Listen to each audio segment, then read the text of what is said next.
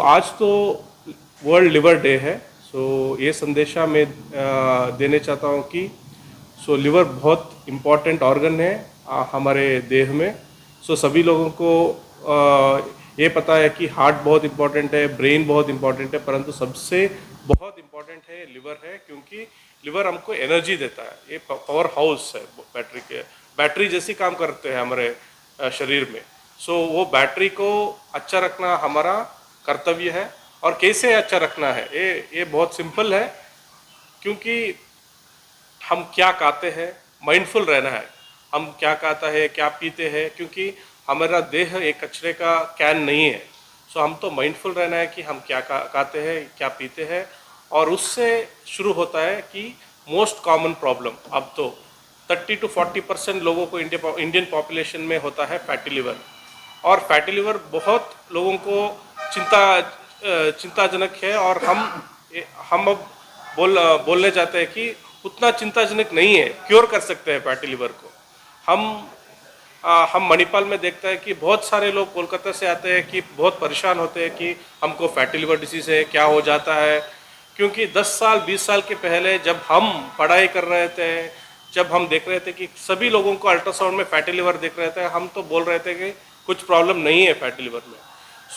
अब हम देख रहे हैं कि फैटी लिवर, जब फैटी लिवर होता है 10 20 साल 30 साल से के बाद, ये फैटी लिवर डिसीज़ कन्वर्ट हो जाता है सिरोसिस को। और ये सिरोसिस होने के बाद लिवर कैंसर को कन्वर्ट हो जाता है। परंतु वो टाइम पीरियड होता है 10-20 साल। परंतु जब हम डायग्नोज करते हैं फैटी लिवर को, वो हमको हमारे पास बहुत समय होता है कि ये फैटी लिवर को क्योर करना। कैसे क्योर करना, बहुत सिंपल है। यूजली आपको लिपिड प्रोफाइल चेक करवाना है, कोलेस्ट्रॉल चेक करवाना है। ये जनरलाइज प्रोसेस है। जैसे हमारे को चर्बी होते हैं, जब हम सभी लोग फैट होते हैं, वैसे ही वो फैट लिवर में जमाई हो जाता है और फैटी लिवर हो जाता है। जब फैट की परसेंटेज लिवर में ज़्यादा होता है, वो फैट लिवर सेल को डैमेज करके वो लिवर में इन्फ्लेमेशन पैदा करता है। जब वो इन्फ्लेमेशन ज़्यादातर समय तक रहेगा, तब हमको फैटी लिवर से लिवर फाइब्रोसिस होता है, उसके बाद लिवर सिरोसिस होता है। हमको लिवर फाइब्रोसिस तक रिवर्स करने का समय है।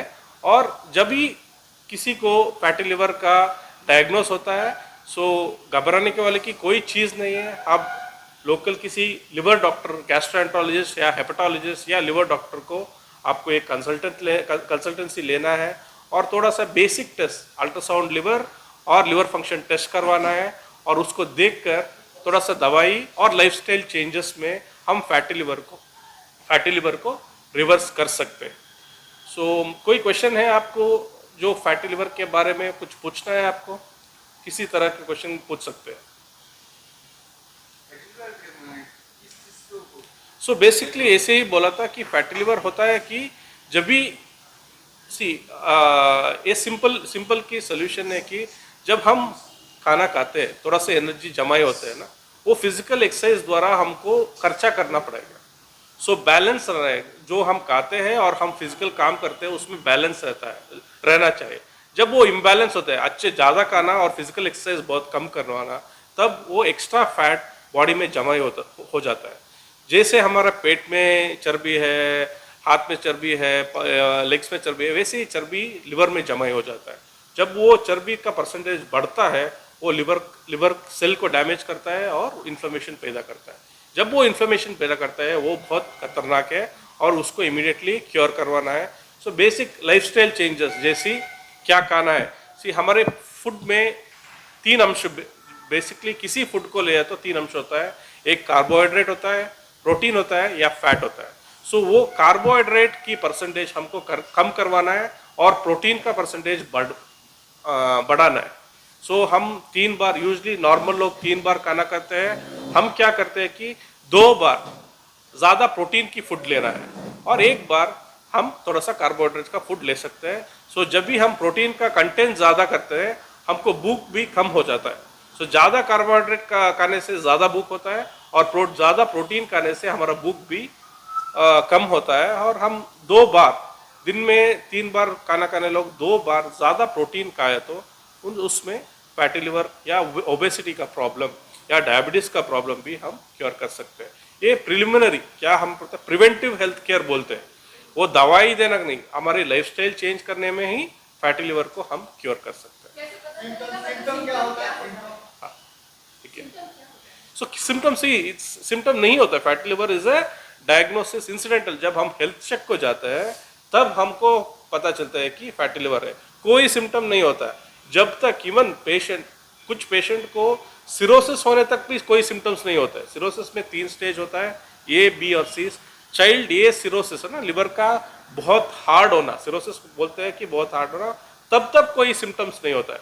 सो लिवर एक ऐसी ऑर्गन है जिसकी 90% तक फंक्शन कम होने तक काम करता है, तब तक हमको पता नहीं चलता है कि हमको कोई प्रॉब्लम है।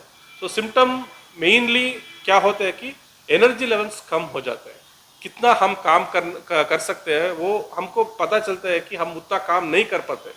तो वही सिम्टम है लिवर डिसीज का।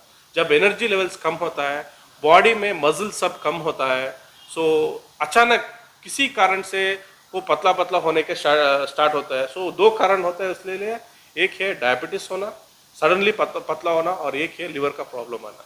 ये 2। सो ज़्यादातर लोगों को कोई सिम्टम्स नहीं होता। जब तक हम सिम्टम्स होता है तब तक लिवर तो बहुत डैमेज हो गया है। सो इफ आप जाते हैं डॉक्टर को जॉन्डिस आने के बाद, तो बहुत 90% के ऊपर लिवर का डैमेज होने के बाद ही जॉन्डिस आता है। तब तक वेट करना it's not a good sign. So क्या करते हैं कि इसी Hospital Old Airport Road welcome you all for today's press meet, and we always take great pride coming back to West Bengal, as most of our patients are from here, so we have a different bond altogether as a Manipal hospital. So as you all know that especially we get a lot of patients from West Bengal related to gastro related illness, liver related illness, and the most common conditions which we usually see is one of the gallbladder stones, which is very prevalent, though we have in southern part of India, but the prevalence here is quite common, in addition to acid peptic diseases and also liver related issues. And we also do see quite a lot of cases of colorectal cancers and some very rare cases of corrosive injuries, all those things. So in the next few slides, we will also show what are the common cases which we would have seeing from West Bengal, and also the way we deal with it. And one of the very common cases is the gallbladder stones which we see, and the kind of patients we do get in our hospital, the gallbladder stones, most of the times they come with last stages, a lot of complicated cases we do get, like gangrenous gallbladders, perforated gallbladders, and I think it's mainly because of the delayed presentation by the time they come to us. So this is one group of patients which we see regularly in our surgical OPDs. In addition to that, we do quite a lot of cases of gastric related issues, acid peptic diseases, and also liver related illness, and also pancreatitis cases. And the increased incidence of pancreatitis may be related to the alcohol intake, or even again similar to the gallbladder stones, which also can give rise to pancreatitis.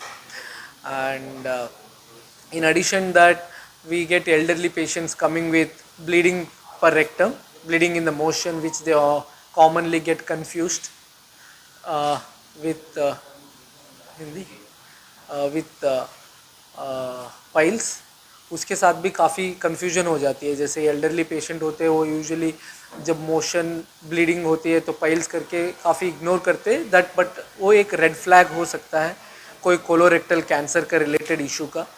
सो कोई भी elderly patient अगर weight loss हो रहा है या भूख अच्छे से नहीं लगता है एंड अगर मोशन के साथ ब्लीडिंग होता है तो इग्नोर ना करें, वो जल्दी से जल्दी अपना हेल्थ चेक करा के कोई भी अंडरलाइंग सीरियस बीमारी के लिए आप अपना चेकअप करा सकते हो। एंड हमारे मणिपाल हॉस्पिटल में हमारा एक बड़ा सा टीम है, where there are multiple consultants भी है, एसोसिएट कंसल्टेंट्स है, जूनियर डॉक्टर्स है, एंड उसके साथ multidisciplinary under one roof मिल जाएगा सभी डिपार्टमेंट का, क्योंकि जो कॉम्प्लिकेटेड केसेस आते हैं एक अकेला डिपार्टमेंट का नहीं होता, ये मल्टी डिसिप्लिनरी मैनेजमेंट चाहिए होती है। क्योंकि आजकल आपको जैसे पता है कि सभी लोगों को most of the times BP, sugar, heart related संबंधी कायले तो होता ही होता है, तो उसके साथ अगर उसके टॉप ऑफ दैट अगर कोई बीमारी सर्जिकल रिलेटेड आ जाती है तो आपको एक बहुत अच्छा सा मल्टी डिसिप्लिनरी टीम चाहिए जो एक पेशेंट को ओवरऑल तरीके से ओनली बीमारी को नहीं but as a patient in general उसको ट्रीट करे।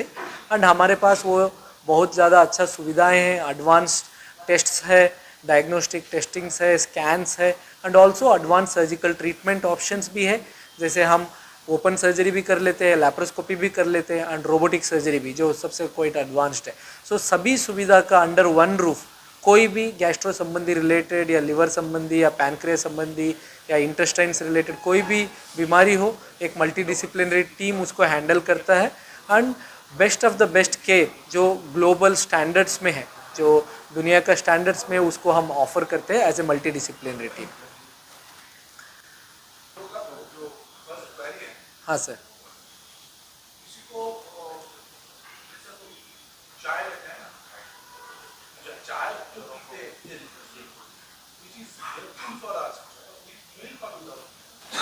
ये बहुत कॉमन पूछते हैं, स्पेशली हमारे पास भी जब पेशेंट आते हैं। ऐसे कुछ नहीं है स्पेसिफिकली, अगर आप देते हो अगर हेल्थ स्टैंडर्ड्स के, क्योंकि आम आदमी हमें उतना अग्रेसिवली अपने हेल्थ को रिलेटेड ये नहीं करने का ज़रूरत है। जैसे चाय है, चाय में भी बहुत है, मिल्क टी आता है, without milk tea, black T आता है, ब्लैक कॉफ़ी आता है, लेमन टी, ग्रीन टी, सब कुछ है। अगर आप हेल्थ पर्सपेक्टिव से देखते जाओगे तो फाइनली क्या है, आपको एक एंटीऑक्सीडेंट चाहिए एंड दूसरा होता है शुगर कम होना चाहिए। जो रेगुलरली हम घर पे पीते हैं जो मिल्क टी होता है उसमें कुछ नहीं, हम अगर चीनी के बदले में जैगरी यूज़ करना शुरू करें या दूध फिल्टर जो क्या बोलते हैं टोन्ड वाला मिल्क, जो क्रीम वाला मिल्क नहीं है, जो डबल टोन्ड मिल्क होता है, जो फैट वाला रिमूव होता है, अगर आप हेल्थ पर्सपेक्टिव से देखोगे। बट इन जनरल जो नॉर्मल इंसान के लिए जैसे हम रेगुलरली पीते हैं, सिंपल थोड़ा सा चीनी डाल लिया, दूध डाल लिया, उससे कोई फ़र्क नहीं पड़ेगा। बट अगर आप डायबिटिक हो या बहुत ज़्यादा हेल्थ कॉन्शियस हो या दिन में 4-5 बार चाय पी रहे हो, बिकॉज वो भी थोड़ा थोड़ा सा ऐड करना शुरू करते हैं, उस पर आप ऐसे वाला जो लेमन टी, ग्रीन टी या विदाउट मिल्क वाला चाय पे जा सकते हो health related. But generally normally आम आदमी के लिए हम आराम से रेगुलर जो अगर दिन में 1-2 बार पी रहे तो हम उतना ज़्यादा कंसर्न होने का ज़रूरत नहीं है।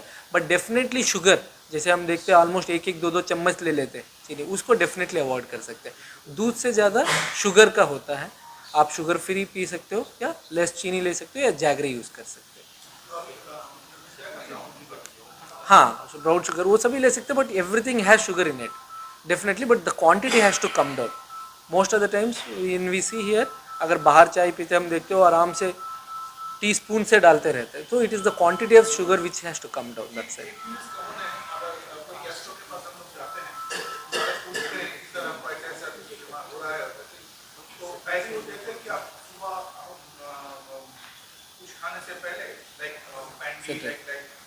खा एसिड को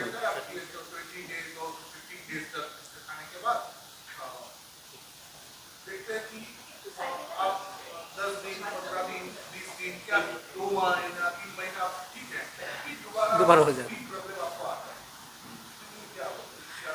तो इसको हमें यही समझना पड़ेगा कि जो गैस्ट्रो रिलेटेड